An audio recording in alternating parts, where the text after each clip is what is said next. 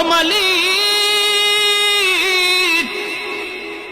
জাহান্নামে থাকবে তো জানলাম, চিরকাল জাহান্নামের শাস্তি ভোগ করবে। শাস্তিটা কেমন? আল্লাহ বলে ভয়ঙ্কর শাস্তি, ভয়ঙ্কর। সাধারণ জাহান্নামীরা এত শাস্তি পাবে না যতটা শাস্তি পাবে একজন খুনি।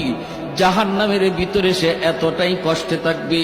জাহান্নামের আযাবেরও ধরন আছে রে ভাই, সবার আযাবের ধরন কিন্তু একরকম নয়।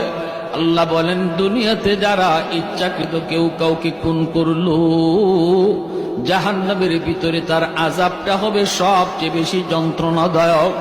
জাহান্নামের ভিতরে তার আযাবটা হবে বড় কঠিন।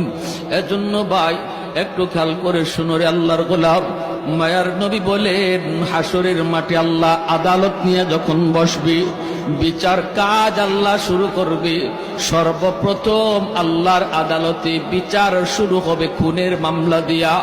খুনের মামলা দিয়া আল্লাহর আদালতে বিচার শুরু হবে।